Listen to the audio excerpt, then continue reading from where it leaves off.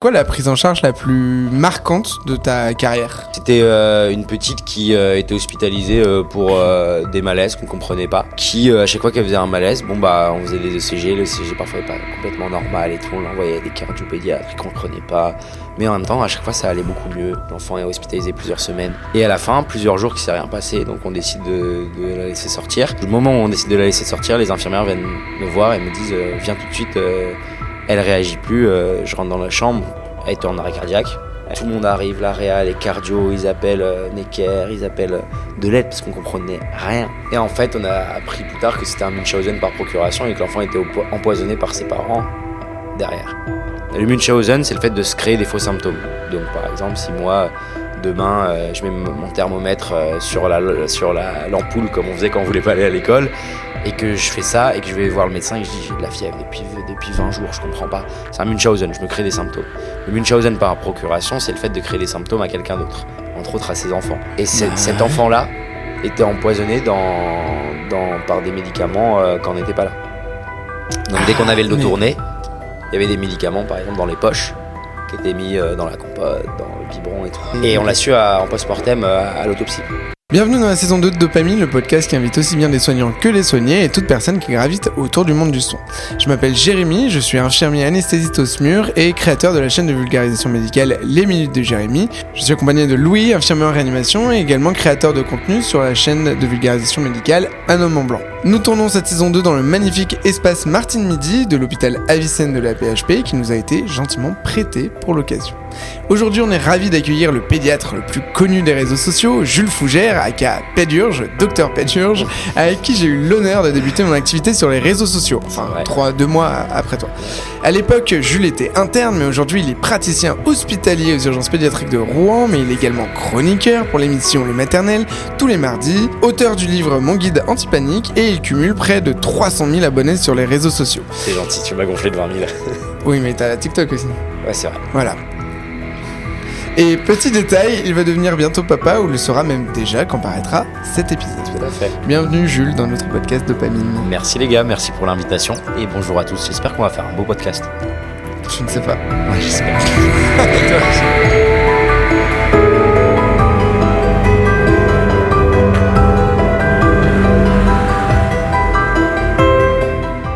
Je suis chaud.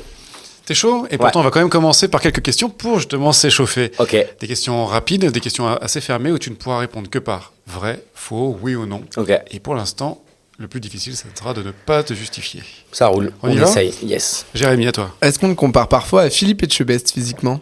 Oui. Les enfants, c'est des adultes miniatures. Non. Les urgences pédiatriques, c'est que de la bobologie. Non. Est-ce que tu te considères comme un influenceur ? Non, plutôt non. Pour une fièvre de moins de 24 heures, il faut obligatoirement consulter aux urgences, non ? Non. Pour être un bon pédiatre, il faut être parent. Non, j'espère pas. Les parents sont bien éduqués pour évaluer leurs enfants. En cours. Les pédiatres sont bien payés. Non. T'es vraiment sûr que les enfants, c'est pas des adultes en miniature ? Non, toujours sûr. Est-ce que tu as déjà fait une collaboration que tu regrettes aujourd'hui ? Oui. Est-ce que tu envisages... Mais je dors bien maintenant. Est-ce que tu... Tu l'avais pas ? Ah oui, je pensais... On avait parlé. On ne dira pas le nom ? Non. Emma. Est-ce que tu as fait une... Est-ce que tu envisages un jour d'arrêter ton activité clinique ? Non. Est-ce qu'un parcours universitaire t'intéresse ? Non. Quand on parle parcours universitaire, c'est pour faire maître de conf, puis professeur en médecine, etc. Donc plutôt non. Pour ou contre l'ostéopathie chez les enfants ? Joker ? Et chez les bébés ? Plutôt non. Est-ce que tu es heureux d'être là ? Moi je suis hyper heureux les gars. Mais j'ai pas le droit d'expliquer pourquoi. Mais... Est-ce que tu te déguises encore en Père Noël dans ton service à Noël ? Oui, tout à fait. Ok, parfait. Yes. Alors, Philippe Etchebest, enfoiré. C'est la première question. En plus j'ai mis ma moustache un peu en l'air comme lui. Donc, c'est ça. il a mis comme toi, tu voulais dire. Ouais, c'est exactement ça. On est parti pour la roue des questions. Let's À go. toi de jouer. Bam. Et Dergès Auguste, tu tombes directement sur... Ça, c'est La pas vague de ma mère. Quoi? C'est pas la mère tout à l'heure. Ah oui, je croyais que tu parlais de ta mère, je m'étais dit, bon, quand même. Je t'aime, maman. Pas pour commencer. Bon, on l'a dit en intro, on a dit tout ce que tu cumulais, on va quand même parler un petit peu santé mentale et vie personnelle. Ok. Tu fais plein de choses en même temps, tu es donc pédiatre à temps plein, Ouais. aux urgences pédiatriques. Tout à fait. Tu as écrit un livre, tu es tous les mardis dans les maternelles à la télé, Ouais. sachant que tu habites à Rouen et que c'est à Paris. Tu fais aussi des formations pour la réanimation avancée en néonat et pédiatrie. Tu as écrit un bouquin, je l'ai déjà dit. Tu fais des vidéos sur Instagram.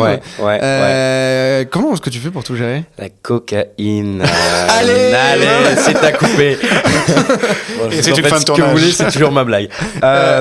Comment je fais? Je pense qu'il faudrait que je dorme un petit peu plus, mais je pense que je suis un petit peu hyper actif de base, comme beaucoup de gens autour de cette table qui aiment bien faire trop de trucs. Et par exemple, il y a un truc que je fais pas, c'est me poser devant une série. J'ai beaucoup de mal parce que j'ai toujours envie de faire un truc. J'ai toujours envie de. Donc c'est ce qui me différencie beaucoup de ma femme. Et elle m'en veut pour ça parfois, mais moi c'est comme ça que je suis bien et que je m'épanouis. Et ben la transition est toute faite. Ma phrase après, c'est que dit Pauline, ta femme? On peut dire son prénom ou Ouais, bien sûr. Non, je le dis sur les réseaux. Popo, elle disait à l'époque quand on regardait un film, et j'avoue je faisais un truc qui était vraiment pas bien, c'est que je répondais à mes MP pendant les films. Donc autant dire que je suivais pas le film et que elle avait un gars qui était sur son téléphone au lieu d'être en train de la papouiller. Au lieu de la papouiller, tu vois. Donc un jour elle m'a dit c'est terminé pendant les films, et je lui ai dit tu as complètement raison. J'ai posé ça.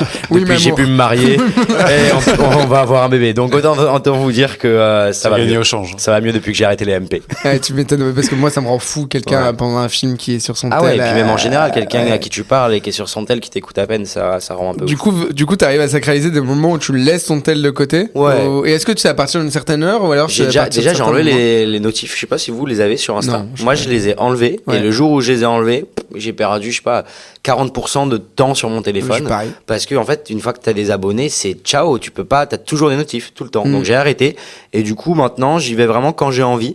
Et il y a plein de moments, moi tous les soirs avec Pauline on se fait un petit dîner, je cuisine, on va se faire un petit film, une petite série, vraiment ça c'est cool. Après vraiment un truc que je fais et qui est pas terrible, c'est première chose que je fais en ouvrant les yeux, je prends mon tel, je regarde mes notifs, mes mails, ça c'est pas terrible, je le sais, mais peut-être qu'un jour j'arrêterai. Et tu as bloqué les notifications. Toi, ou même Jérémy, vous avez mis des bloqueurs de temps, c'est-à-dire tu peux pas accéder. T'as mis toi? Moi j'ai pas mis de bloqueur. T'as ça toi Louis? Moi je suis obligé de passer par là et ça fait vraiment du bien. C'est-à-dire qu'au bout d'un moment, Insta verrouillé. Il faut que j'aille faire des manips pour le déverrouiller. Mais moi vraiment il y a un truc qui fait perdre du temps je trouve, et pourtant j'adore ça, c'est scroller. Tu peux te perdre mais pendant des heures. Bah, ça sur TikTok il y a un truc intégré dedans. Moi j'ai mis mon temps à 15 minutes, ce qui est vraiment pas beaucoup. Et en fait au bout d'un moment au bout de 15 minutes ça te fait une notif en disant vous avez dépassé le temps, rentrez le code. Et juste c'est un code que tu connais, tu vois. Ouais. Mais juste le fait, ça c'est. Imagine c'est un code qui change, il est aléatoire, hyper chiant. Ça verrouille ton compte. Non mais le nombre de fois où ça m'a sorti de ma spirale de scrollage, ça, c'est dans TikTok. Putain, mais oui, c'est dans TikTok. Moi j'avoue là. T'as un rappel Insta aussi qui fait ça. T'as pas de code, mais t'as juste un truc. Et la spirale est terrible. Et tu vois hier j'étais dans le métro. Et j'étais debout, il y avait 5 mecs assis autour de 5 personnes, et je voyais tout le monde scroller. Genre, il y a un gars, tout d'un coup, il voyait un mec en train de nourrir des cochons, la meuf à côté, elle regardait quelqu'un qui dansait. Je me suis dit, vraiment, il y avait aucun intérêt dans toutes les vidéos. Je me suis dit, putain, on en est là, quoi. C'est chaud, quoi. Et moi, je suis un des premiers à faire ça aussi. Donc, ça nous bouffe la tête, ça nous bouffe du temps, sachant que on crée rien. Une ressource qui est un petit peu. Puis on crée rien pendant ce temps-là, tu crées rien. Alors parfois oui, tu regardes un sujet que t'aimes bien et t'y vas, mais sinon tu crées rien et c'est terrible. Le fait de pas créer, tu vois, donc toi t'es quelqu'un qui est hyper actif, qui est sur qui a plein de projets, 1000 projets. Qui plus est, t'as fait des études de médecine, donc a priori t'as intérêt à être plutôt efficace en gestion du temps. Mais il y a pas un moment où justement le fait de ne pas créer, ça te stresse, ça te met un niveau de. Si de stress, ouais. Surtout avec les algorithmes, tout ça, c'est pas à vous que je l'apprends. L'algorithme fait que t'as envie, t'as besoin, et surtout tu te dis si je le fais pas, je vais perdre les efforts que j'ai fait avant. Mais moi, et Jérémy il le sait, il y a un truc que j'ai jamais réussi à faire, c'est d'être organisé. C'est-à-dire que il y a des semaines où je me suis dit je poste 3 fois par semaine, etc. J'ai jamais réussi. Mais c'est pas pour autant que ça marche pas, ce qui prouve bien qu'on peut quand même, voilà, si vous voulez commencer les réseaux et que vous êtes pas hyper organisé, c'est pas si grave, je trouve. Maintenant, il y en a qui sont plus stressés, etc. Et il y en a aussi qui marchent très très bien et ils sont très organisés. Moi, je considère que c'est vraiment un plaisir et que si je dois le faire, faut pas que je sois dans la contrainte. Et quand je l'ai fait, c'était très mauvais signe, c'est que j'allais pas très bien, on parlait de santé mentale, c'était pas la folie à ce moment-là. Tu vois que ça marche quand même, parce que moi, effectivement, j'ai plutôt été de l'école, il faut être régulier, il faut suivre l'algo. Toi, t'es vraiment le mec qui m'a fait mentir. Après, en fait, il faut arrêter de se comparer, parce qu'encore une fois, t'as pas la même audience. Mais toi, effectivement, tu publiais de façon complètement random. Ouais, des fois, pendant 3 semaines, je publie pas, les horaires, c'est random. Et tu montais. Et il y en a, c'est pareil, et d'autant plus avec TikTok où l'algorithme on le comprend pas et tu publies n'importe quoi, une trend et tu montes. Non, moi je pense que ça dépend de sa personnalité en fait. Juste, il faut faire avec sa personnalité pour le vivre bien. Parce que quand tu commences à être burn-outé des réseaux, alors là c'est que t'as mal géré ton truc, quoi. T'as déjà eu ça? T'as déjà senti cette limite? Mais souvent c'est parce que j'étais un peu en burn-out en perso et que du coup tu vois. Le problème avec notre création de contenu, c'est que ça nous sort pas du boulot. Ou en tout cas pas beaucoup, parce qu'on parle du même sujet.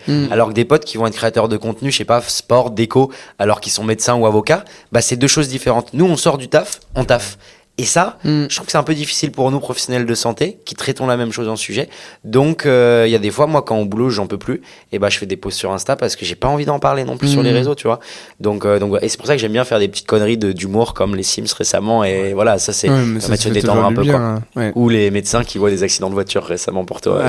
Ça, c'est vraiment un petit plaisir. Ah ouais, mais c'est trop bien. C'est incroyable. C'est à l'époque quand on faisait Choose Your Character et qu'on faisait les spécialités et tout. C'était trop bien, ça. C'était fun. Et ça, je trouve ça manque. Je trouve qu'on est devenu un peu trop sérieux. C'est pour ça que je l'avais dit d'ailleurs en story. J'ai dit, bon les gars, ça fait 2 semaines que je suis hyper sérieux. Là maintenant, on va un peu déconner. Je pense que ça fait 10 posts que j'ai, 100 posts que j'ai pas fait truc. Je me dis putain, mais juste remarque-toi. En plus, ça marche bien. Et puis ça, tu vois, ça humanise les professionnels de santé d'avoir juste des gens qui sont pas des robots et qui se marrent un peu. Et après, les gens, ils te voient en vrai et ils disent ah putain, en fait, il est un peu fun, quoi. Ça, c'est cool. Surtout, ils sont pas en train de regarder un cours, en fait. Exactement. Heureusement, déjà, on change cette histoire de cours un peu, tu vois, professoral avec les cas cliniques qu'on fait sur les réseaux, etc. Mais voilà. Bon, par contre, du coup, l'organisation va falloir en avoir prochainement, parce que si la vie se transforme, c'est sûr. Avec un bébé. Comment tu vas gérer ça, du coup? Avec un bébé en novembre, bah, je vois qu'il y en a plein qui y arrivent. Donc alors en novembre, mais je pense que quand sortira l'épisode, tu seras déjà papa. Je pense que c'est on sera en décembre. Ok, c'est très bien. Et ben, j'aurai un bébé qui a 1 mois à ce moment-là. Donc peut-être que je ne dormirai pas. Donc je prendrai encore plus de le mot que je ne peux pas dire. Non, je plaisante, mais en tout cas, je pense que, alors moi, je suis très pressé d'être papa parce que c'est un truc j'adore les enfants. Moi, j'ai des nièces, je suis toujours à jouer avec eux à fond. C'est vraiment un truc qui va me plaire, je pense. Mais je pense que ça nourrira aussi mes réseaux parce que ça va me donner des idées. Parce que là, je suis pédiatre depuis 6 ans, en tant que sur les réseaux, je parle. Et là, je vais être parent pédiatre. Et ça, je pense que ça va être complètement différent. Je pense que tu vas peut-être changer un peu ton truc et glisser aussi sur de la parentalité. Je vais dire, voilà, je vous comprends. Je comprends plus vos inquiétudes. Ou je vais avoir des problèmes de sommeil, je vais avoir des problèmes de nutrition. Et je vais me dire, putain, bon bah ok, on a le droit de lâcher du lest, on a le droit d'être hors reco. Et je pense que ça va être pas mal aussi. Donc je l'attends avec impatience. Par curiosité, ton fils, ta fille, je sais pas, l'exposer. Ça sera exposé ou pas? Et si oui, à quel niveau? Je pense que je vais faire attention au début, évidemment, parce qu'on va avoir notre petit cocon familial, voilà. Et après, c'est vraiment une question qui est hyper difficile parce que tout le monde a des avis différents, comme de parler de sa vie perso. Mais les enfants sur les réseaux encore pire, avec des histoires un peu sombres, de pédopornographie, etc. Ce mot sera bipé probablement, mais ce que je veux dire. Faut en parler. Non, mais faut en parler. C'est-à-dire que c'est un sujet hyper vaste. Et moi, j'ai tendance je vais en famille, je suis avec mes nièces et je nous filme et ça me fait marrer. J'ai tendance à être un peu fleur bleue et à me dire il n'y a pas de risque derrière. Et puis les gens aiment bien voir aussi ça. Mais je pense qu'il faut faire attention. Donc mon bébé, je pense que je ferai évidemment attention. Mais par contre, ça me donnera plein d'idées. Et sans forcément le filmer, raconter des anecdotes de famille et de vie. Ouais, ça, moi, je trouve ça rend vivant le truc. Et comment dans ton planning, là, parce que tu re-signes pour... tu seras sur la 2e saison au moment où sortira cet épisode, maternelle. Normalement parce que j'ai encore rien signé, mais voilà, je vous dirai peut-être. Faudra que tu aies ce passage peut-être, mais après le producteur m'a dit oui, donc à voir, mais il faudrait vraiment qu'il se passe un gros truc, quoi. Dans l'emploi du temps que tu as actuellement, chroniqueur à la télé, etc., comment tu rajoutes, t'es déjà à 100%. Comment tu rajoutes un bébé là-dedans? Comment tu vas alors là, de façon complètement cash, comment tu vas prendre ton rôle de père là-dedans, en fait? Je pense que je vais ralentir les réseaux, premièrement, c'est sûr, surtout au début, avec le congé pat, tout ça. Après, les bébés, ça dort beaucoup. Donc, quand ça dort, normalement, on peut faire des trucs. Enfin, ça dort beaucoup. Tu parles à quelqu'un qui a fait ses nuits à 2 ans et demi, je te rappelle. Ok, merde. J'ai oublié jusqu'à 17 ans. C'est pas ce que tu m'as dit. Non. Ok, désolé. C'est pas ça, je pense Je pense qu'il va falloir faire une petite pause sur le reste. Maintenant, moi, je vais passer à 80%. Je pense qu'on se parlera, je serai à 80% parce que pour aller à la maison des maternelles le mardi, obligé d'avoir un jour off. Et après, ça va être avec madame, on va devoir s'organiser, surtout qu'elle est sage-femme, donc elle fait des nuits comme moi. Moi, je fais des 14h, 22h à l'hôpital. Je pense qu'on va avoir besoin de proches. Je pense que j'ai mon papa qui habite dans la même ville. La sœur de Pauline n'est pas loin. On va s'entourer. On va avoir la crèche qui va nous aider. Et mon rôle de père, je pense que ça va être fondamental. Enfin, moi, comme je vous disais tout à l'heure, je suis hyper pressé et je pense que ça passera pas. Oui, ça passera avant tout le reste, quoi. C'est sûr et certain. Une sage-femme, un pédiatre, t'as pas l'impression de ramener du boulot à la maison? Beaucoup. Et je pense que jusqu'à 17 ans, on va bien s'en sortir. Après, on ira voir le médecin. Et justement, tu penses diminuer. Est-ce que ça t'a déjà traversé l'esprit d'arrêter les réseaux? Alors, d'arrêter les réseaux, pour l'instant, non. Pour plusieurs raisons. Ça nourrit mon travail. C'est-à-dire que ce que je vois sur les réseaux, les questions que j'ai sur les réseaux, ça me permet, quand je vois des patients, de me dire ils ont probablement cette question-là qu'ils n'osent pas me poser. Il y a plein de questions que les gens n'osent pas te poser en direct. Et parfois, je leur dis vous pensez à ça, non? Et ils me disent ouais, je n'osais pas vous le dire, ça c'est incroyable. Et inversement, mon travail, évidemment, comme vous donne des idées sur de quoi on peut parler. Donc pour l'instant, ça nourrit tellement. Et moi, ça m'a redonné une dynamique dans mon travail. C'est-à-dire que j'ai relu, j'ai refait des recos. Alors que sans ça, je pense que Vraiment, moi, je trouve que je suis meilleur dans mon boulot depuis que j'ai les réseaux. Et du coup, je ne pense pas arrêter actuellement. Et l'autre chose, il faut être totalement transparent, ça me permet aussi de vivre un peu, en tout cas d'avoir des compléments de revenus sur des collaborations, sur des travails, parce que c'est un vrai travail. Et ça, je pense qu'il ne faut pas l'oublier. Et je veux dire, personne bosse gratuitement, et on l'a fait pourtant pendant quelques années, avant de se rendre compte que c'est un vrai boulot. Et en fait, on est une image, et on peut faire passer des messages de santé. À l'époque, ces messages de santé, ils passaient sur des affiches dans la rue, ils passaient au cinéma, à la télé, dans le métro.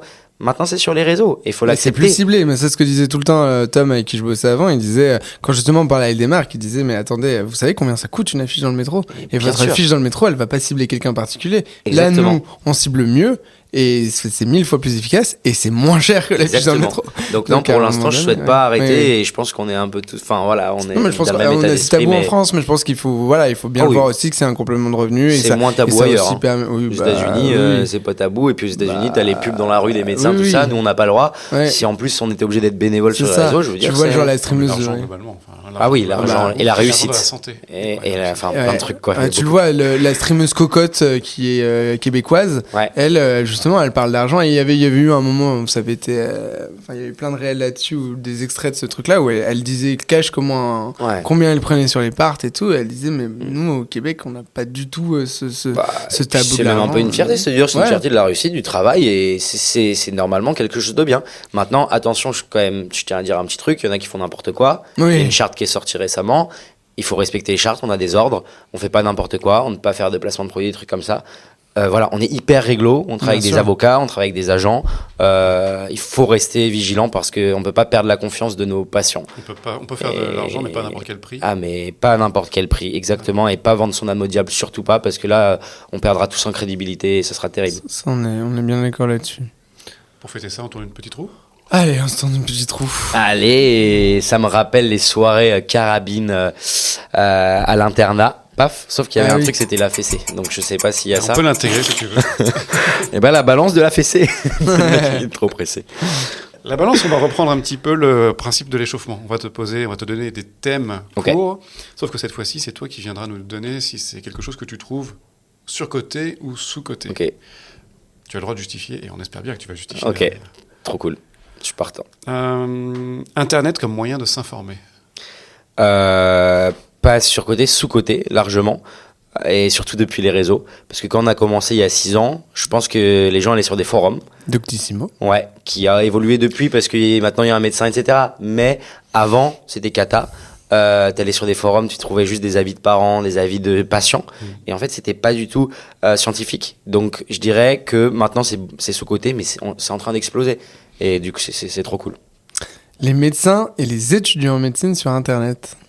Je dirais que du coup, c'est surcoté ou sous-coté. Je pense que c'est encore sous-coté, mais il y a de tout. Et encore une fois, il faut faire attention. C'est-à-dire que quand on se lance sur les réseaux, on peut pas faire n'importe quoi. Et il y en a qui font on en parlait il y a pas longtemps. Au niveau du contenu, au niveau des sources, au niveau de la fiabilité, au niveau des responsabilités. Donc je pense qu'il faut rester vigilant. Et du coup, peut-être peut-être surcoté pour certains. Ok, et du coup, ça me permet de réenchaîner sur une question que tu avais posée tout au début. Tu disais que tu te considérais pas comme influenceur. Pourquoi ? C'est une bonne question. En vrai, pourquoi ? Je crois que le vrai problème, c'est que influenceur, avant qu'il y ait des professionnels de santé sur les réseaux, c'était très connoté négatif. C'était très connoté négatif. Donc, nous, on veut pas être comparé à ces gens-là. Maintenant, moi, je vais pas mentir complètement pour être transparent. Parfois, je me dis que j'influence, mais dans le bon sens. Oui. C'est-à-dire que quand tu vas faire une vidéo de compression thoracique pour un arrêt cardiaque, t'influences les gens à se former. Donc, même si j'aime pas le mot influenceur parce que c'est négatif, faut pas se mentir, on influence. Et j'espère dans le bon sens. Quand tu fais des vidéos sur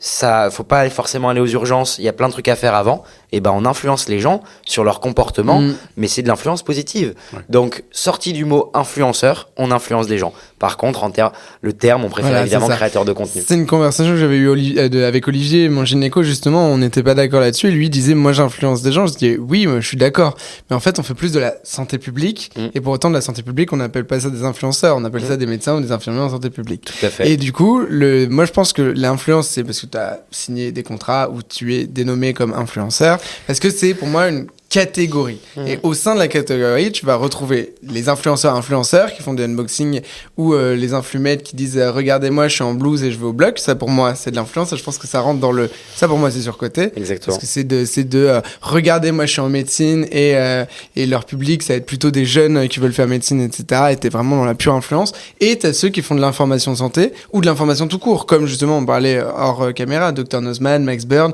des vulgarisateurs qui eux ne seront pas pris, ou même Hugo Décrypte. C'est pas tu fais la différence entre ceux qui font de l'information et ceux qui font de l'entertainment, du divertissement. Et encore, mettre un peu d'entertainment des fois, c'est bien, mais effectivement, ce que tu dis, alors deux choses. Ce que tu dis, c'est à partir du moment où de toute façon tu donnes un avis.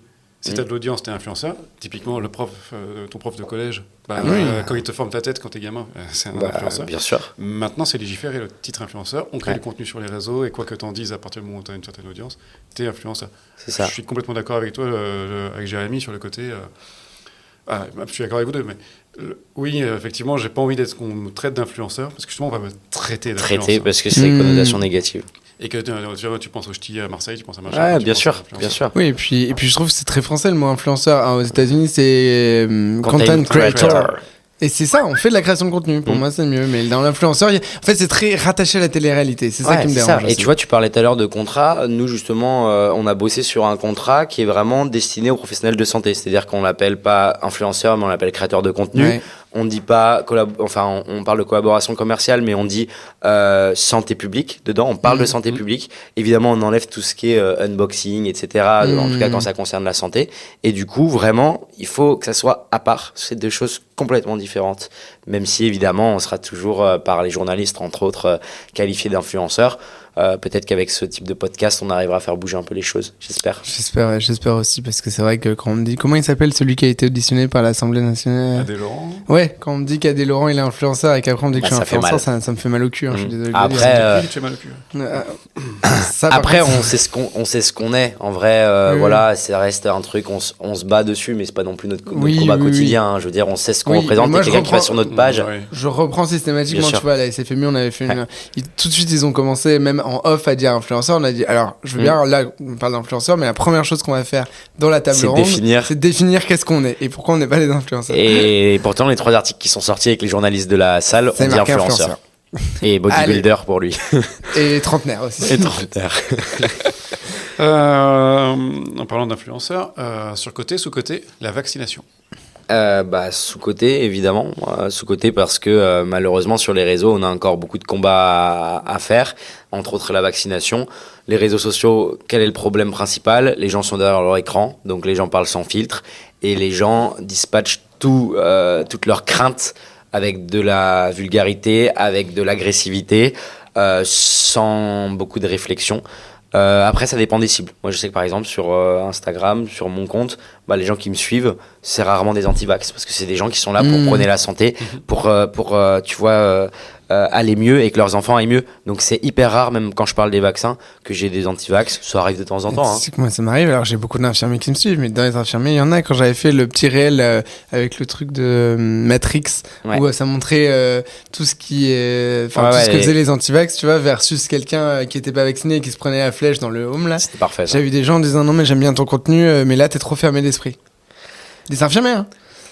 Là, je me dis bon. Et là, du coup, maintenant, j'ai arrêté de répondre, tu vois, genre le truc. Je pense qu'il faut aussi arrêter de répondre. Et moi, j'avoue que je trie aussi les commentaires. Et je pense qu'il faut pas s'interdire de le faire. C'est-à-dire que moi, les commentaires agressifs, ça dégage.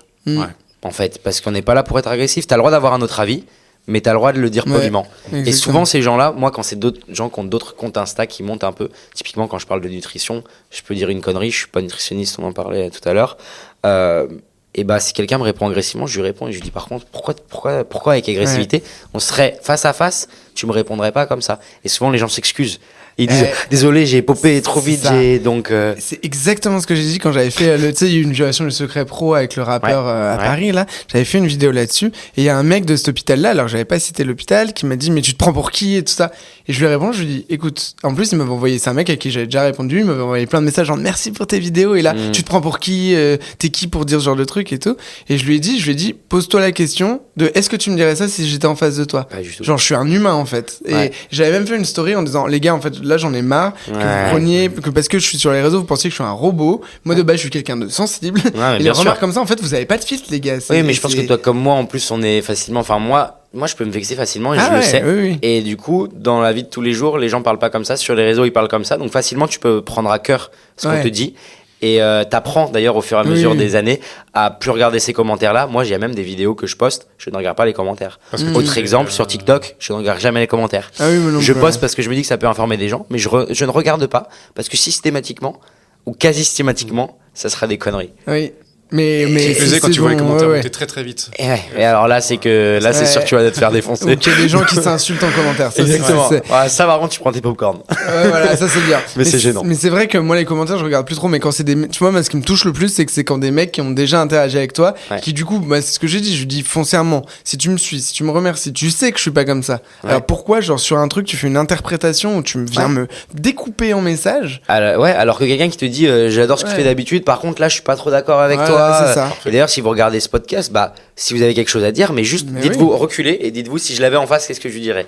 Et probablement que vous diriez, écoute mec, franchement, moi je suis pas d'accord, etc. Et faites-le en commentaire en fait. Est-ce que t'as déjà eu le cas? Moi j'ai eu j'avais débunké une psychologue qui qui disait un truc de merde en rapport avec des violences sexistes et féministes là. Et il y a eu une infirmière qui était visiblement victime de VSS qui m'a démonté en commentaire en me disant bien sûr que si ce qu'elle dit sur le fond il est vrai, etc. Elle m'a envoyé des tonnes d'articles. En fait après je répondais plus à ses commentaires, elle m'a envoyé pléthore de messages et très agressifs, quasi du harcèlement quoi. Et j'ai osé lui dire ça. Et elle m'a dit en tant que victime de VSS non tu peux pas me parler du harcèlement. Elle m'a redonné la définition du harcèlement. En fait c'est du harcèlement.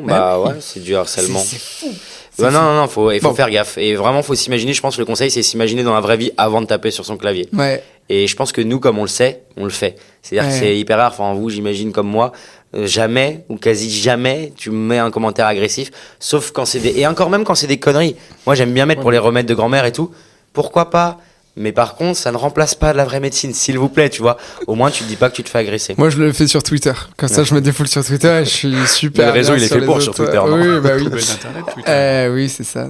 Sur côté ou sous côté? La naturopathie. Elle doit cette tête-là. La naturopathie sur côté, du coup. Oui. Je réponds dans le bon sens, parce que j'ai peur de me tromper, mais sur côté parce que bullshit. Parce que bullshit et parce que en fait, moi, vraiment, ce que je veux dire, parce que, tu vois, moi, je suis pas anti-tout, c'est-à-dire que tant que ça ne fait pas de mal aux gens, et que ça ne remplace pas la vraie santé et que ça ne vide pas le portefeuille, je suis assez ouvert. C'est-à-dire que moi, si demain, j'ai un proche qui va vraiment pas bien et qui, malgré les médicaments, tout ça va pas bien, et qui fait ça et qui va mieux, mais pourquoi pas? Oui, voilà, c'est ça. Tu vois ce que je veux dire? Je pense qu'il faut pas être à 100% fermé, mais ce qu'il faut pas, évidemment, c'est faire passer ça pour un remède miracle, passer devant les médecins, décrédibiliser la médecine en prônant ça, non. Par contre, voilà, moi je veux dire, demain, je parle d'un adulte, il a mal au dos, il va voir un ostéopathe ou même un enfant, j'en sais rien. Ma sœur, elle est allée voir une magnétiseuse. Au début, je l'ai défoncée. Puis elle m'a dit, ma fille, elle ne dormait pas. Elle faisait des cauchemars toutes les nuits. Et le lendemain, elle faisait plus de cauchemars. Et je lui ai dit, ça a amélioré ta qualité de vie. Ça a duré une séance. Why not? Alors, je suis désolé, je défends ça parce que je pense que on peut être, et il faut tout pour faire un monde, hein. Il y a des gens qui vont être 100% off, mais ma sœur, ça l'a sauvée. Elle dormait pas depuis des mois, elle pétait un câble. Et je me dis, peut-être que c'était placebo. Mais le placebo, on sait que ça marche aussi. Voilà, c'est ça. Tu vois? Donc, voilà. Mais là, c'est pas sur des trucs graves en soi. Encore une fois, moi, c'est ce que je dis toujours parce que des fois, on me dit non, mais t'es anti-tout, t'es pas ouvert d'esprit. Non, si une technique marche et soulage, c'est un grand discours que j'ai avec ma mère, notamment sur l'homéopathie, qui a maman, si t'écoutes cet épisode, désolé, qui a des gros biais de confirmation sur l'homéopathie parce qu'elle a pu voir l'efficacité. Typiquement, moi, j'avais des mal de dents, je dormais pas, enfin, c'était horrible. Et on m'a donné l'homéopathie et c'était pire. Enfin, en gros, j'étais hystérique quand on me donnait l'homéopathie, donc elle a associé homéopathie et effet. Donc là, encore une fois, corrélation, causalité, j'ai tenté de lui expliquer. Mais tant pis, encore une fois, si derrière il y a de l'amélioration, mais bon, typiquement dans l'homéopathie, il y a le gros problème de vider les poches, comme tu disais. Donc, et souvent, dans le bullshit, le problème, ou dans. Ça coûte. Voilà, il y a des trucs qui coûtent cher, quoi. Et c'est ça qui me dérange. Le problème de la naturopathie, et c'est comme pour les ostéos aussi, c'est qu'il y a de tout.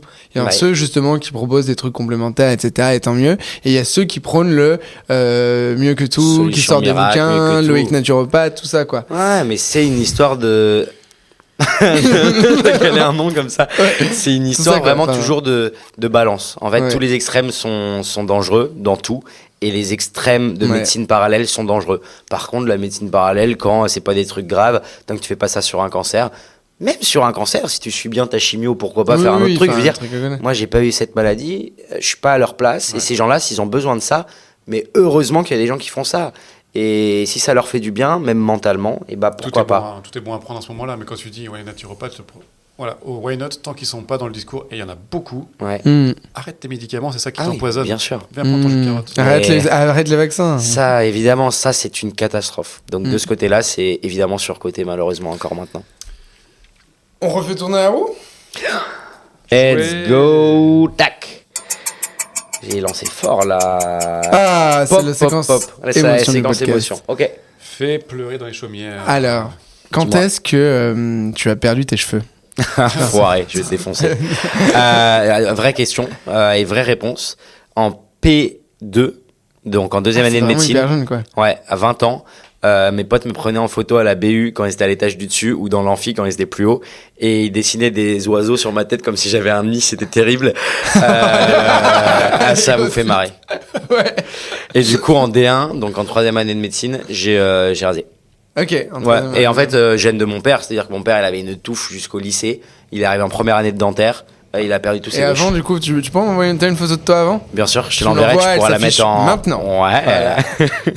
Et ok, la vraie question, c'était... on a tous les deux travaillé, enfin, moi j'ai travaillé beaucoup en pédiatrie aussi. C'est quoi la prise en charge la plus marquante de ta carrière? Plutôt sur le plan marquante. Alors oui, remarque ça peut être marquante positif aussi, mais c'est vrai que le smiley triste renvoyait plutôt à une marquante négatif, ouais. Pas forcément traumatisé, tu vois, un peu traumatique, ouais. Ouais, traumatique, on peut le dire. Moi, c'était un je vais changer un peu l'histoire exprès pour secret médical au cas où, mais c'était une petite qui était hospitalisée pour des malaises qu'on comprenait pas. Qui à chaque fois qu'elle faisait un malaise, on faisait des ECG, le ECG parfois est pas complètement normal et tout, on l'envoyait à des cardiopédiatres, ils comprenaient pas, mais en même temps à chaque fois ça allait beaucoup mieux, l'enfant est hospitalisé plusieurs semaines, et à la fin plusieurs jours qu'il s'est rien passé, donc on décide de la laisser sortir, et le moment où on décide de la laisser sortir, les infirmières viennent me voir et me disent viens tout de suite, elle réagit plus, je rentre dans la chambre, elle était en arrêt cardiaque. Je la scope, elle avait plus rien, elle respirait pas. On fait toute la réanimation catastrophique, il se passe rien, on récupère un petit peu, ça repart, on récupère, ça part. Franchement, tout le monde arrive, la réa, les cardio, ils appellent Necker, ils appellent de l'aide parce qu'on comprenait rien. Et en fait, on a appris plus tard que c'était un Munchausen par procuration et que l'enfant était empoisonné par ses parents derrière. Et ça, les histoires de Munchausen par procuration... C'est quoi ça du coup? Donc Munchausen, c'est du coup Le fait de procurer, enfin, le Munchausen, c'est le fait de se créer des faux symptômes. Donc, par exemple, si moi, demain, je mets mon thermomètre sur l'ampoule, comme on faisait quand on voulait pas aller à l'école, et que je fais ça, et que je vais voir le médecin, et que je dis, j'ai de la fièvre depuis 20 jours, je comprends pas. C'est un Munchausen, je me crée des symptômes. Le Munchausen par procuration, c'est le fait de créer des symptômes à quelqu'un d'autre, entre autres à ses enfants. Il y a une série qui est très bien comme ça, avec je sais plus le nom, je le remettrai a posteriori, mais qui est hyper intéressante sur une nana, Munchausen par procuration, qui crée des symptômes à sa fille, qui lui dit qu'elle peut pas marcher. La fille finit en fauteuil roulant. Elle est transportée en fauteuil roulant jusqu'à 20 ans, elle est en fauteuil, alors qu'en fait elle a pas de problème, elle a de l'oxygène au quotidien, parce qu'elle crée des symptômes et elle trompe les médecins. C'est-à-dire que, voilà. Et ça existe, c'est terrible. Et ce qui est terrible, c'est que c'est dur à détecter. Et cet enfant-là était empoisonné par des médicaments quand on n'était pas là. Donc dès qu'on avait le dos tourné, il y avait des médicaments, par exemple, dans les poches, qui étaient mis dans la compote, dans le biberon et tout. D'où les malaises. Parents ? Ouais. D'où les malaises. Et on l'a su en post-mortem à l'autopsie. Qu'elle avait des traces de plusieurs médicaments différents. Oui. C'était quoi les médicaments ? C'était des médicaments à tropisme cardiaque. Ok. Et du coup, d'où la réanimation qui était catastrophique. Parce que du coup, on comprenait pas, bradycardie extrême, etc. Donc, traumatisant. Parce que, et souvent, dans ces cas-là, les parents sont plutôt adaptés. Ça qui est très bizarre. Bah, c'est comme sur les bébés. Tu t'entends bien avec... Tout va bien. Te remercie pour la prise en charge et tout. Et catastrophique parce que quand tu le devines, après tu les mets face au truc et là ils t'avouent tout et c'est pas pour... Et le pire là-dedans, c'est pas forcément pour les tuer, mais souvent c'est pour leur donner des symptômes qui va faire que l'enfant va être beaucoup pris en charge, il va avoir beaucoup d'examens, il va avoir... et ce qui est terrible dans cette histoire, parce que ma mère est psychiatre et j'en avais parlé, c'est que c'est pas considéré comme une pathologie psychiatrique.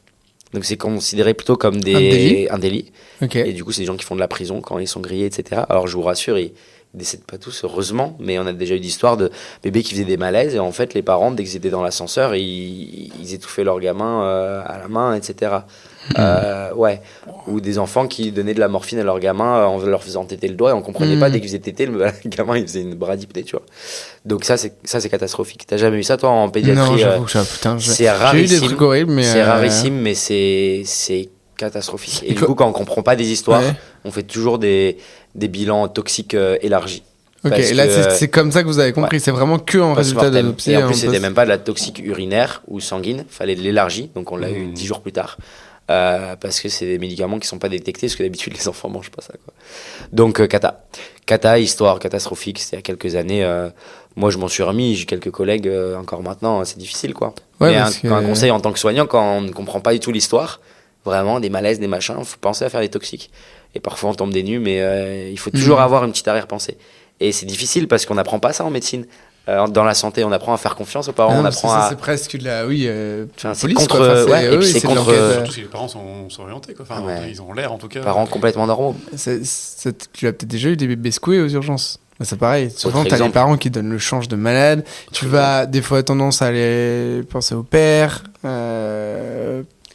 Non, mais bien sûr, tu penses à des trucs... Et en fait, t'as des surprises après, quoi. C'est sur un coup de sanguin, parce que le bébé arrêtait pas de pleurer, il y a eu un mauvais geste qui s'est passé, parce qu'attention, un bébé secoué, c'est pas forcément des mauvaises personnes qui ont fait ça, c'est des gens qui sont pas entourés, c'est des gens qui ont pété un câble, c'est pour ça qu'on fait beaucoup de prévention sur le fait de se faire entourer, quand on en peut plus de son bébé, de l'allonger dans son lit, de sortir de la pièce, c'est hyper important. J'ai plein de potes qui bossent avec moi au Smurped ou qui ont bossé en pédiatrie, qui me l'ont dit le jour où ils sont devenus pères ou parents, ils l'ont dit il y a plusieurs fois où je me suis dit je le pose, et je le pose et je sors, parce que vraiment, moi, l'image que j'ai dans ma tête, c'est justement, il faut qu'il s'arrête de pleurer. C'est des phobies d'impulsion, en plus, le truc de la phobie d'impulsion, c'est-à-dire que tu te vois secouer ton gamin, ou tu te vois quand t'es sur l'autoroute faire un geste. Alors, les phobies d'impulsion, ça se réalise pas, hein, mais c'est une vraie phobie qui existe, qui est décrite en psychiatrie, et qui est flippante. Parce que tu te vois, moi j'ai eu des patientes qui m'ont dit, je me vois en mater, faut que je le pose, je me le vois le jeter par la fenêtre. Oui, voilà, c'est ça. Terrible. Alors ça se passe pas, hein, heureusement, mais donc voilà. Mais je rassure tout le monde, la pédiatrie en général, ça se passe très bien, et c'est plutôt en général, quoi. En tout cas, aux urgences, on a énormément de bobologie, énormément de trucs où on rassure, etc. Heureusement, beaucoup moins de trucs graves, mais ça arrive aussi.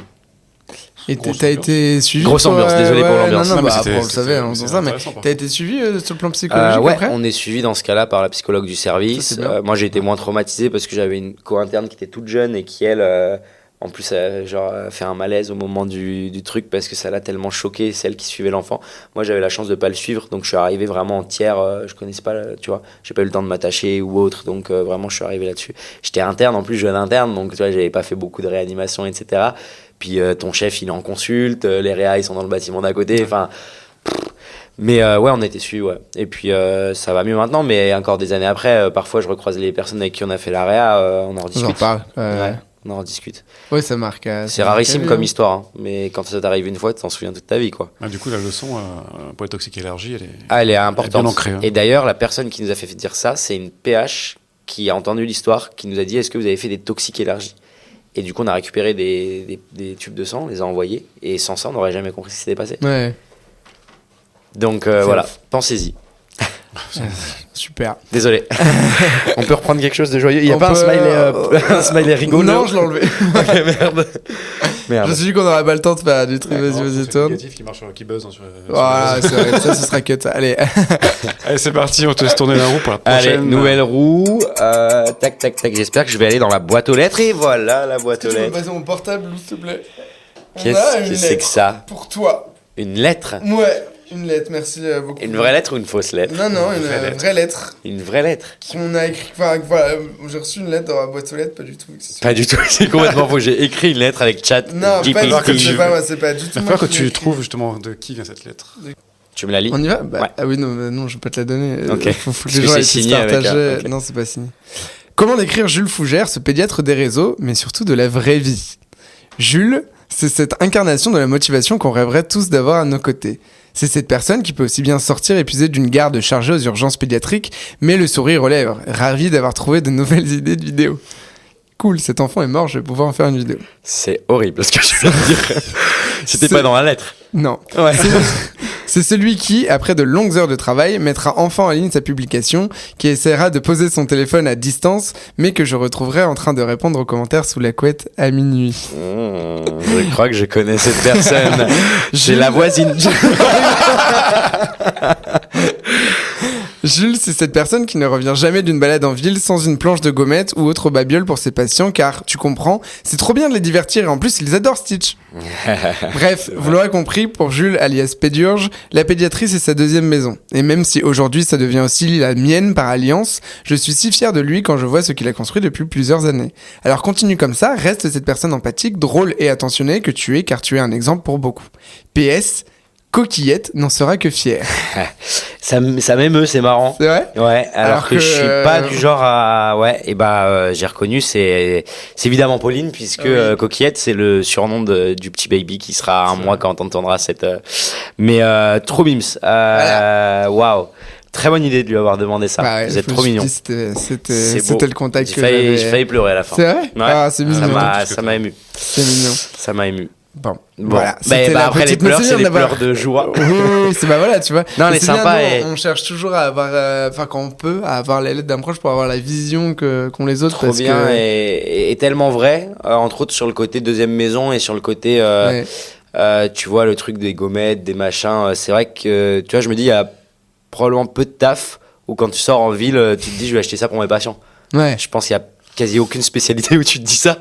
Et en pédiatrie, moi, je vais en ville, j'achète des stylos marrants, j'achète des gommettes pour en effet leur mettre des gommettes sur leur bracelet ou autre, parce que c'est ce qui me fait vivre au taf et c'est ce qui me fait marrer au taf. Et moi, j'ai plein de figurines Toy Story dans mon bureau et dès que j'ai fini une consulte, si je sais que, enfin, tu vois, si j'ai eu des enfants hyper attentifs, hyper ouverts, etc., bah, je dis, tiens, je vais te montrer un truc dans mon bureau, viens voir. Et puis, je rentre et là, ils sont là, waouh, parce que j'ai un petit Toy Story là, enfin, j'ai un petit Buzz l'éclair sur ma blouse et quand ils aiment bien, je leur dis, attends, je t'en montre un dans mon bureau, viens voir. Et il y en a un énorme dans mon bureau et là, ils aiment trop. C'est excellent. Et je ça. t'aime Stitch, ils me disent oui, j'arrive dans mon bureau, je sors toutes les gommettes, je fais t'en choisis deux, tu mets sur ton. Et ça c'est ma passion et ça j'adore et je pourrais pas, pour rien au monde, je l'enlèverais. Non, bah c'est bien parce que ça fait pas. Je pense que c'est important aussi de montrer que c'est toi à part entière et pas juste sur les réseaux, quoi. Ouais, Parce bah qu'en ouais, fait, pareil. Enfin, moi, je te connais personnellement, donc voilà. Mais que il y a beaucoup de gens qui pensent que c'est une façade aussi ce qu'on a sur les réseaux, et je pense qu'on bien est d'en tous les parler. trois complètement entiers et qu'on a les bien de t'en mêmes. parler. Enfin, Entre autres, moi, j'ai des potes, ils me disent, ou des collègues, ils me disent un truc et vraiment, je combats ça.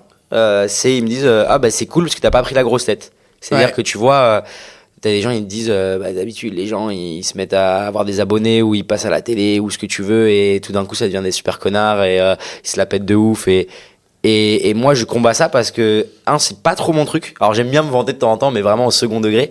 Mais c'est pas trop mon truc et typiquement j'en parle pas trop spontanément. Tu vois, quand je me présente, hier j'avais une réunion avec des PU de médecine, on se présente tour de table, je dis moi Jules Fougère, pédiatre aux urgences pédiatriques et c'est eux qu'on dit attends, tu peux quand même parler de ton deuxième métier, t'es chroniqueur à la télé, t'es créateur de contenu avec 280 000 abonnés et ils m'ont saucé de ouf. Alors que moi, j'aime pas en parler spontanément. Exactement. Et ça, c'est cool parce que quand ils te rendent l'appareil eux-mêmes, ça c'est canon. Là, tu te dis j'ai fait quelque chose et je suis quelqu'un, mais j'aime pas en parler parce que moi-même.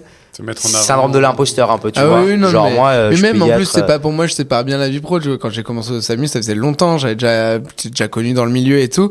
Et pareil, j'en parlais jamais spontanément. Bon, après, quand tu vas dans les services, et même t'as des gens dans l'équipe qui en parlent, donc ça se diffuse assez vite, mais spontanément, j'en parlais jamais. Pareil, à la SFMU ou dans les congrès, je me présente en tant qu'infirmier anesthésiste et à la rigueur, ce que j'ai fait dans le domaine du soin, ce que j'ai fait en pédagogie, machin. Mais je parle très peu des réseaux. Je pense que c'est important de faire ça. Parce qu'il y en a qui le font pas. Il y en a qui, tu vois, qui se présentent directement comme ça. Genre, c'est le CV direct. Ne dis pas le nom. Non. Mais, et ça, c'est. Waouh! Waouh, merci. J'allais dire, il y en a qui. Mais bon, ça va couper aussi, évidemment. Mais le pire dans ces histoires, c'est que les gens qui se mettent en avant comme ça, ils réussissent plus. Vous couperez probablement aussi, c'est entre nous, mais. J'arrête les réseaux. Mais, exemple pur, ce gars-là, apparemment, il écrase tout le monde. Bonjour à personne autour de la table, il pose son livre, il raconte son livre, il se barre sans dire au revoir à personne. Et ce gars-là, YouTube, il est pareil, il vient, il s'assoit au premier rang, il se barre, il dit bonjour à aucun créateur de contenu. Et ça, c'est pas des, tu vois, ça c'est, pour moi, c'est pas des gens que t'as envie de rencontrer dans. Mais alors pourquoi ça marche? C'est des gens qui ont les dents qui rayent le parquet quand t'écrases les autres, mais ça marche quand t'écrases les autres, c'est terrible, hein. Mais moi, ça, pour moi, c'est vendre son âme au diable, tu vois. C'est décider d'écraser les autres pour marcher. Ça marche parce que tu te montres, parce que ce gars-là, il donne sa carte à tout le monde, tous les producteurs, tous les machins en conférence, machin. Ce que justement, on est en train de dire que nous, on n'aime pas faire. Et on marche moins qu'eux. Mais on vend pas notre âme au diable et on est content de ce qu'on fait. Et les gens se disent pas c'est un connard. Non, et ça se voit. Je pense qu'en façade, il marche mieux. Mais moi, pour avoir encore une fois des contacts dans le milieu pro assez poussés, t'inquiète pas que ça se sait. Et ça se voit, ce genre de personnes qui cherchent à écraser. Trop intéressant de montrer que il y a aussi des gens très très problématiques dans notre milieu parce qu'il faut en parler en vrai. Mais c'est comme dans la vie de tous les jours, c'est une question de personnalité. Et puis t'as toujours des gens qui ont des dents qui rayent le parquet parce qu'ils veulent aller plus loin. Et ils ont peut-être raison pour leur carrière, mais pas pour leur image perso. Et moi, mon image perso est importante. C'est-à-dire que j'aime bien que mes collègues me disent t'as pas changé et t'es un bon gars, tu vois. Parce que j'estime que je suis un bon gars. Et sans avoir la grosse tête, je pense que je suis un bon gars. Et je pense que je suis pas un mec qui a la grosse tête. Et quand les gens viennent me parler dans des congrès, je prends toujours 5 minutes avec eux, même si c'est cool, l'externe lambda ou l'interne lambda ou le PU. Tout le monde est, pour moi, tout le monde est à la même hauteur. Et ça, je pense que c'est important. Et c'est important aussi. Moi, je le vois par rapport aussi à d'autres créateurs de contenu. Louis, toi aussi. On cherche à s'investir dans notre vie pro aussi. Et s'investir pour notre spécialité. Les réseaux sociaux. D'intégrer la SFMU, la Société Française de Médecine d'Urgence, ça a été pour moi vraiment hyper important qu'on me reconnaisse aussi dans le milieu pro et d'être actif dans le vrai milieu scientifique, médical, dans la médecine d'urgence, qui est ma spécialité. Toi avec la pédago, toi avec la réanimation en néonate, etc., avec le RC. Pour moi, c'est ça aussi qui fait ta crédibilité. Fondamental. Et pas juste être dans son coin et avoir juste la télé, le livre, le machin, et là tu passes pour quelqu'un d'imbuvable et t'as pas envie de passer pour quelqu'un comme ça parce que tu l'es pas. Et toi, du coup, tu disais que tu avais arrêté les réseaux pour cette raison? J'ai pas arrêté, mais moi, je ralentis énormément à cause de ça, en fait. C'est-à-dire, dans quel sens? Quand tu fais du contenu de qualité, plus dans le fond, j'ose croire, dans la forme un petit peu moins, certes, mais que tu vois qu'à côté, ça pop dans tous les sens. Je donne un avis. Tu sais, c'est les personnes qui donnent un avis complètement con, tourné en 2-2 dans une voiture, machin, et que ça fait des centaines de milliers de vues. et que ça marche tellement plus. C'est frustrant. Et que toi, tu te casses la tête à faire quelque chose propre et que ça marche pas. À quoi bon? Mais parce que malheureusement sur les réseaux c'est beaucoup de putaclic et on le sait tous. Oui. Ça l'est évidemment, on connaît tous depuis des années sur YouTube parce qu'il faut mettre un gros titre et si on veut que ça marche il faut ça, une grosse miniature. Ça marche sur TikTok ou sur Insta parce qu'il faut que la première phrase soit un peu putaclic, c'est-à-dire 5 choses à savoir. Je suis le premier à le faire parce que c'est comme ça que ça marche, il y a des codes. Je suis d'accord, tu vois sur les titres, sur les accroches, il faut faire les accroches, c'est normal parce qu'à un moment il faut accrocher le spectateur, quel que soit le support, quel que soit le contenu. Et là quand tu commences à avoir, j'en peux plus des vignettes. Un truc comme ça. Typiquement, on reparle du mec qu'on a bipé, mais c'est que ça. Que ça, c'est Mais c'est frustrant. Oui, mais ce qui est aussi frustrant, et là pour le coup j'anonymise parce que j'ai vraiment la flemme, un énorme créateur de contenu qu'on connaît, moi m'a fait des vocaux, une fois j'avais dit sur Insta j'en ai marre de l'algorithme, etc. La personne m'avait fait des vocaux en me disant mais non mais c'est juste que les personnes qui ont commenté comme toi et qui ont dit qu'ils étaient avec toi, c'est juste qu'ils comprennent rien au réseau, l'algorithme il est pas là pour vous flinguer, il est là pour créer du contenu qui plaît aux gens, etc. C'est vous qui avez rien compris, biais du survivant. Biais du survivant de malade parce que la personne a réussi à percer, tu vois. Et c'est dur en tout cas, c'est frustrant, je comprends. Et le problème c'est que t'es obligé de t'adapter au code si tu veux continuer de progresser. Et ça, rappelle-toi quand on était au début, moi par exemple je faisais des formats longs sur Insta, j'expliquais la maladie de A à Z. Maintenant, tu peux pas. Maintenant, c'est toujours moins d'1 minute 30. Donc, c'est un peu plus superficiel. Mais tu fais les 6 trucs importants sur l'asthme, les signes de lutte à connaître. C'est pas forcément moins utile. Mais t'es obligé de t'adapter au fur et à mesure des années. Je suis complètement d'accord. obligé. Alors là, on parle entre nous, entre créateurs de contenu. Et on a fait le tour, je suis complètement d'accord avec vous. Moi, c'est juste que ça me frustre et que j'ai pas envie de partir là-dedans. Je comprends. Il y a autre chose. Il y a l'autre côté de l'écran qu'il faut, à mon avis, éduquer énormément. À un moment, il faut aussi, quand tu vois du contenu, quand tu es spectateur, et on l'est tous d'une manière, quand tu vois du contenu dégueulasse, il faut le scroller vite. Il ne faut pas lui donner du temps d'écran. C'est vrai. Et quand tu vois du contenu de qualité, le strict minimum, c'est d'aimer et c'est de partager. Parce que ça a double intérêt. Un, tu fais profiter les copains. Et moi, à partir du moment où mes potes vont bien, je vais bien. Et deux, tu fais vivre la chaîne. Et t'as raison. Moi, j'y pense pas assez parce que je consomme pas assez. Mais par exemple, liker, tu vois, je le fais pas souvent. Alors que ça prend 2 secondes. Ça, faudrait qu'on fasse un truc, une espèce d'éducation, comment soutenir les personnes. Mais parce que ça fait un peu le risque, c'est que les gens le prennent un peu mal, genre tu sais, un peu quand on dit partager mon post et tout, parce que forcément t'as envie de visibilité, mais parce que t'as envie que ton travail soit reconnu. Mais tu sais, les gens qui font ça tout le temps, bah forcément ça agace aussi les gens. Mais par contre, dire qu'il faut liker ce qu'on aime bien, je suis d'accord avec vous, et moi je le fais pas assez. Parfois je passe 5 minutes à regarder un compte, je like rien alors que j'ai kiffé, juste j'ai pas eu le réflexe. Donc t'as raison, je pense que au-delà de ça, mais c'est intéressant de créer le truc, au-delà de ça, tu te crées un univers, un algorithme sain. C'est-à-dire que du coup, tu aimes ce genre de contenu, on va te proposer d'autres trucs sains, et plus tu vas. Alors moi, je suis en train d'éduquer mon algorithme sur ça, je sais pas si vous faites, mais par contre, ça libère énormément de cerveau. Tous les contenus qui sont vraiment pas intéressants, voire nuisibles. Tu fais quoi? Le minimum quand c'est neutre, rien. Et quand c'est dégueulasse. Tu signales? Je signale pas forcément, mais je dis ce contenu m'intéresse pas. Ok. Typiquement, là on en parlait tout à l'heure avec un invité, mais toutes les fit girls, les fit boys qui viennent juste faire des pompes pour montrer leurs muscles, ça m'intéresse pas. J'adore le milieu sportif. Ils apportent rien, je ne veux pas voir ça. Ce qui fait que mon doom scrolling, quand on en parlait, quand je vais rester 20 minutes sur Insta, j'aurais pas ça. J'aurais des trucs qui vont m'apporter. Ouais, mais il faut éduquer son algorithme, comme tu dis. Je pense que tu as raison et je pense qu'il faut le faire un peu plus souvent, il faut que je le fasse. Comment on est arrivé jusque-là? On était sur la lettre de ta femme. Waouh, on était sur la lettre de ma femme. On a complètement dérivé. On est comme à la maison, les gars. On est en 2027. De toute façon, c'est un podcast de 3 heures, non? La 3e guerre mondiale, c'est terminé. A commencé et c'est terminé. Non, mais les gars, c'est parce qu'on s'amuse bien, les gars. Mais je suis désolé. On retourne la roue? Allez, pardon. C'est toi qui le mets. Tac, ça part. Il me reste la montagne ou le brocoli? La montagne, qu'est-ce que c'est que la montagne? La montagne, qu'est-ce que c'est? Pourquoi médecine? Pourquoi médecine? Sans introduction. Ouais, sans introduction. Au lycée, je me rappelle que j'avais lu à la bibliothèque, genre j'étais tombé sur un livre de premiers secours, vraiment basique, genre mettre les gens en PLS, fausse route et tout, malaise, machin. Et en cours de sport, genre 2 semaines après, j'ai une nana qui fait un malaise vagal. Le prof en panique, il commence à lui mettre du sucre dans la bouche et tout, alors qu'elle était semi-inconsciente, tu vois. Et moi je lui dis non, mais allongez-la, levez-lui les jambes, et la nana a récupéré, et j'ai fait genre. Je suis médecin. Stylé. Et là, en vrai, ça part de là. Et là, vraiment, ça part de là. Incroyable. Je dois être en seconde, donc c'est assez tard que je l'ai dit. Et voilà. Ok. Tout bête. Et pourquoi pédiatre, du coup? Pédiatre. Depuis le début ou t'as hésité avec d'autres spé? En fait, je pensais que c'était assez tard et j'ai retrouvé des messages sur Messenger en tapant en pédiatrie parce que maintenant tu peux rechercher des messages dans des trucs.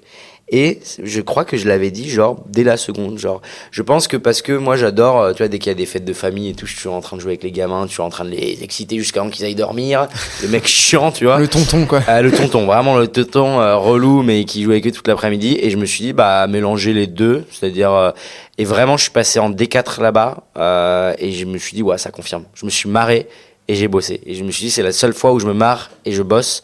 Avec mes patients, je me marre, tu vois. Parce qu'avec les patients, à part en gériatrie, tu peux te marrer, sinon tu te marres pas énormément non plus, quoi. T'es sérieux, t'es plus sérieux. Avec les enfants, t'as le droit de pas être sérieux, ça t'aide même dans ta prise en charge. Au SMUR, tu te marres beaucoup avec tes patients? Ouais, ça va, ouais. Non, ça dépend lesquels. Ça, Ouais. Les enfants, hein, j'arrive à me marrer avec eux, j'arrive. Mais c'est vrai que ça rejoint, c'est là où je me marre le plus. Mais... Ouais. Du coup, pourquoi les urgences qui plus est? Et après, pourquoi les urgences? Très bonne question. Les urgences, parce que quand j'y suis passé, pareil, le fait d'avoir pas le même quotidien tous les jours, de pas faire la visite tous les jours avec tel patient, tel patient, tel patient. J'ai eu peur du manque de suivi des patients. Ouais. Et en fait, quand j'ai des patients hospitalisés, ça m'arrive d'aller les voir, tu vois, de prendre des nouvelles et tout. Donc j'arrive à combler ce manque-là. Et passionnant par le... Je trouve que moi, les urgences, c'est un truc qui t'apprend la médecine de fou parce que tu vois de tout. Tu vois toutes les degrés de dangerosité, de gravité. Et au niveau clinique, c'est hyper cool. Donc voilà pourquoi, je dirais. Ok. T'as dit tout à l'heure, quand on t'a demandé si les parents étaient bien éduqués, t'as dit que c'était en cours. Comment ça? C'est en cours pour moi parce que ils le sont pas beaucoup. C'est-à-dire que à part l'éducation, enfin les cours de prépa à la naissance, avant la naissance par exemple, il y a rien. Ouais. C'est-à-dire que il pourrait y avoir des formations de premiers mots des enfants. Et d'ailleurs, j'ai vu un entrepreneur aujourd'hui, je me dis peut-être qu'il faudrait créer des trucs, tu vois.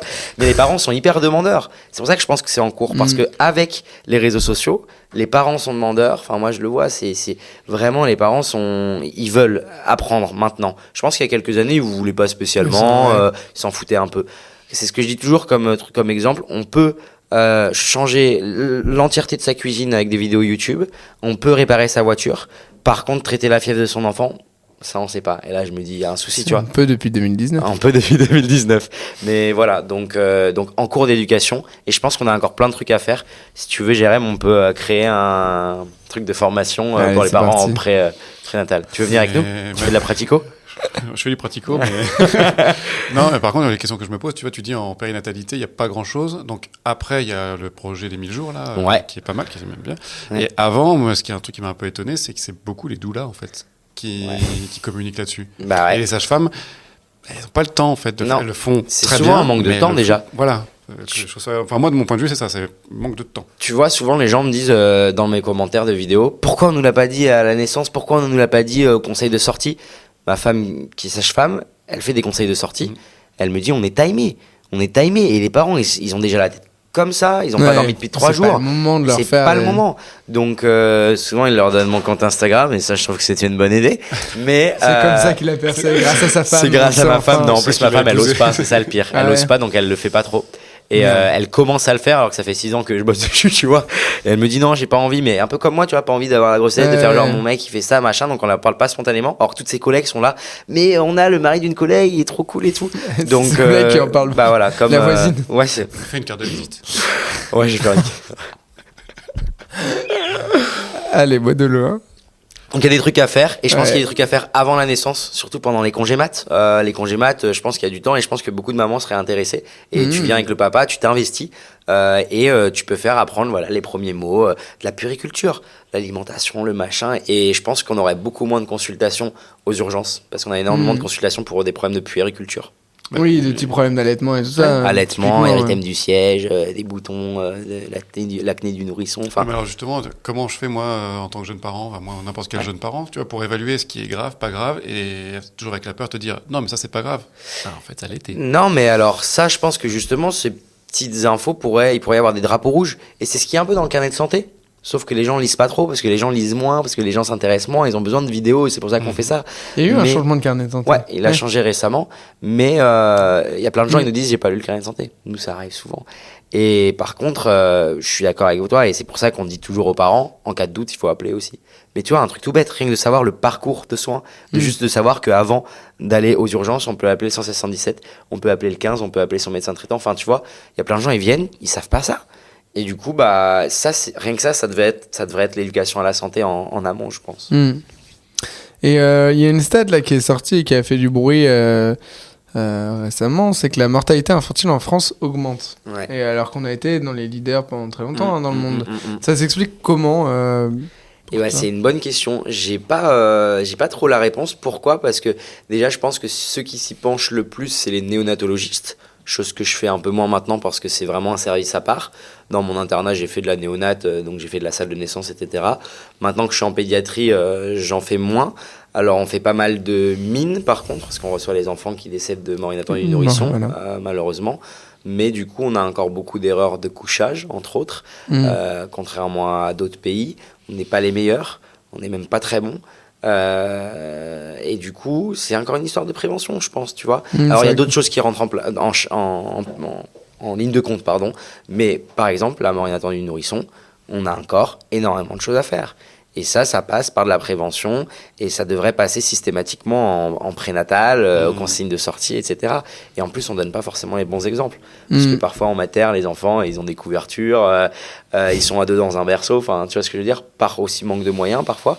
Mais voilà, je pense qu'il y a beaucoup de prévention à faire et sur les autres cas, il faudrait que je lise un peu pour voir ce qui s'est dit. Je crois qu'il y a en ce moment, ils font tourner pas mal d'infos là-dessus. Pourtant, il y a des progrès médicaux.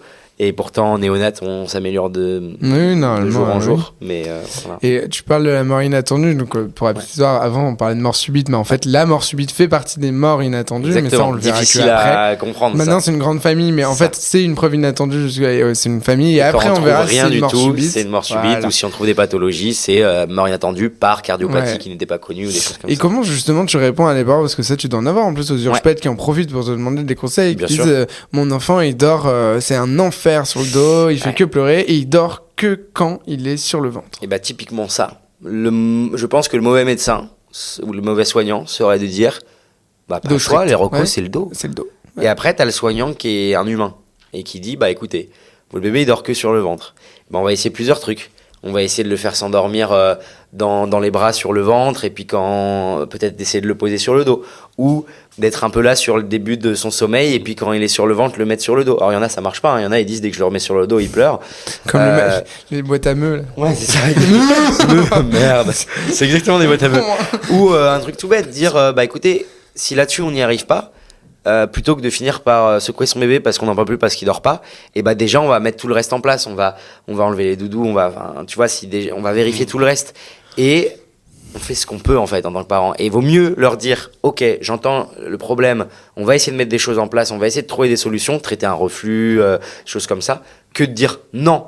Et c'est des patients qui vont plus t'en parler. Et ça arrive souvent. Des patients n'osent plus dire à leur médecin que leur enfant dort sur le ventre ou que leur enfant dort incliné parce que les recos disent non. Mais les recos. Ouais, voilà, ils ont peur de se faire engueuler. Et un bon médecin, un bon soignant, ça doit comprendre. Et moi, j'ai des potes qui sont jeunes parents. Ils me disent, dans les premiers mois, j'ai pas pu dormir sans mon bébé dans les bras. Alors que c'est des gens qui font des prélèvements d'enfants décédés de mine. Et ils te disent, en fait, il y a un moment, le sommeil prend le dessus. Donc si tu veux pas péter un câble, t'es obligé. T'es pédiatre, tu sais qu'il faut pas le faire, mais il y a que comme ça qu'il dort, et bah peut-être que pendant un mois ça sera comme ça. Donc les recos, c'est fait pour quoi ? C'est fait pour donner les infos à tous ceux qui ne savent pas, et tous ceux qui vont même pas essayer de faire les bons gestes parce qu'ils ne savent pas. Après, quand ça ne marche pas, il faut mettre des choses en place. Mais il faut qu'il y ait aussi, je pense, des interlocuteurs à qui parler plutôt que de... Déjà pour les rassurer en disant ok c'est un reco, mais bon voilà. Ouais. Mais ça c'est... Et j'appuie sur la PMI pour ça, parce que la PMI c'est sous-coté. Il faut aller en PMI, il faut se rapprocher de la PMI de proche de chez vous. Il y a des rendez-vous faciles contrairement aux médecins, parce qu'il y a des infirmières et des infirmières qui reçoivent les enfants. Il n'y a pas forcément besoin d'un avis médical, juste d'avoir des conseils de puériculture par des puères, des IPA, etc. Et ça, c'est hyper important. Et quand on a des problèmes de sommeil, des problèmes d'allaitement, etc., des problèmes de nourriture tout simplement, il faut y aller. Donc PMI, pensez-y. Oh, oh. Oh. PMI, pensez-y. Et on va dans la rue après. J'ai fait des pancartes. Le dernier sujet, c'était l'activité sur les réseaux, mais en fait, on a déjà parlé à demi-mot. Comment t'es venu l'idée de lancer les réseaux? Bon, c'était ce constat. Ouais. Alors à la base, moi, c'était surtout pour les étudiants. C'est marrant, je l'ai fait en sortant de D4. Ouais. Ah oui, Ouais. exact. Au Oui. tout début, je posais des cas cliniques d'enfants, je sais pas, fractures. Je faisais pas trop gaffe à l'anonymat. Enfin, je prenais pas en photo la tête de l'enfant, mais je prenais une fracture. Cliniquement, visuellement, le bras déformé. Après, je mettais la radio et je disais quel est le diagnostic, quel type de fracture, etc. Pour les étudiants, en me disant je vais les aider à travailler leur concours d'une façon différente. Ouais. Ça a vraiment commencé comme ça. Et ma première vidéo de vulgarisation, c'est avec mes nièces autour d'une piscine, en vacances, à dire à mes parents ou à ma famille, s'il y en a une qui se noie, est-ce que quelqu'un sait faire quelque chose? Et là, tous, ils m'ont dit non. Et je me suis dit, bah, let's go, on va faire une vidéo sur les gestes de premier secours. La vidéo a explosé. Ouais. Et je me suis dit, mais en fait, la cible, c'est pas que les étudiants en médecine. C'est la vulgarisation générale qui aidera quand même les étudiants en médecine. Alors, j'ai plein d'étudiants qui m'ont dit, ah, mec, on était trop dégoûtés, tu faisais plein de QCM spécial ECN. Mais ça, c'est, après, plus t'avances, plus tu t'éloignes de ça et tu te rapproches de la vie quotidienne. Donc c'est comme ça que ça a commencé et c'est grâce à mes nièces qui faisaient semblant d'être Noël. Mais oui, mais je me souviens de cette vidéo. Bah, tout le monde, je pense même que c'est des bonbons. Ouais, c'est la numéro 1. T'as popé quand même pas mal grâce comme à ça. ça. Ouais. Et puis après j'en ai fait d'autres. Le corps étranger, j'ai mis de l'argent de côté pour elle. Ouais, voilà, c'est ça. Je m'appelle Tonton Cadeau. Je leur apporte toujours des cadeaux. Ok. Mais t'as pas fait que ça, parce que donc t'as les passages sur les maternelles, t'as publié un livre. Ouais, le livre, le guide anti-panique qui représente, c'est vraiment les vidéos, mais sous format écrit, quoi. C'est pour toucher une autre cible qui n'est pas forcément sur les réseaux et pour avoir un espèce de kit de survie qui avait pas tant que ça. Il y avait des livres de To Be or Not To Be, je sais pas si on peut citer, mais qui est un très bon livre et qui est très sympa, alors qui plaît pas à tout le monde parce qu'il y a des façons de parler. Moi, j'ai déjà des gens qui m'ont dit ouais, mais il est un peu trop agressif, alors que c'est de l'humour. Enfin, après, l'humour plaît pas toujours à tout le monde. L'humour pas écrit, des fois, c'est. Voilà, c'est difficile à dire. Moi, j'ai fait un truc plutôt pratico-pratique avec des QR codes qui renvoient vers les vidéos. Mais du coup, ça marche super bien. Les gens sont contents. Les gens viennent aux urgences. Ils disent est-ce que je peux vous faire signer mon livre après que vous soyez en vie? Après que je me suis occupé de leur bébé. Ils viennent avec leur livre. Ouais, ça arrive, ouais. Ouais, ça c'est gênant par contre. Je tiens à le dire d'ailleurs. C'est les gens qui regardent ça. Il y en a qui arrivent aux urgences et qui disent est-ce que docteur Pédurge est là? Alors déjà, je m'appelle docteur Fougère. Et ensuite, gênant. Très gênant. Donc ne pas faire ça. Ouais. Tu penses qu'il y a une aura autour de toi et que du coup les gens disent ah lui c'est le meilleur médecin. Ah mais ça par contre, alors ça c'est une déformation des réseaux sociaux. C'est le Raoul de Rouen. Ça c'est non mais ça c'est important d'en parler. C'est une déformation et c'est ce qui prouve bien qu'on peut croire des charlatans aussi. C'est que moi, on se dit c'est un hyper bon pédiatre. Les gens savent pas comment je suis dans. Alors j'espère être un bon pédiatre. J'espère être un bon communicant. Ça je pense. J'espère être un bon vulgarisateur. Après, dans la vraie vie, je suis comme tout le monde. C'est-à-dire que je lis des recos, j'ai pas tout dans la tête. Moi, quand je vois un patient, parfois, je relis des recos. Et je pense qu'un bon médecin, c'est un bon soignant, c'est quelqu'un qui se remet en question et qui révise et qui revoit des trucs. Les pires, c'est ceux qui ont tout dans la tête, qui se la pètent et là, ils font des erreurs. Tout à fait. Je pense qu'on va pouvoir conclure là-dessus. Hein. Je pense qu'on est à 1h15 là. On est bien là. On est bien, on reste là. Allez. Bien. Ça a été? T'étais content? Trop bien.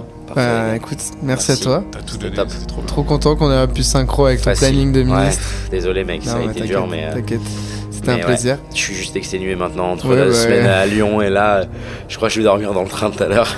Et demain je suis de garde. Bah écoute, merci. Merci les gars. À toi. Merci les gars. À très vite.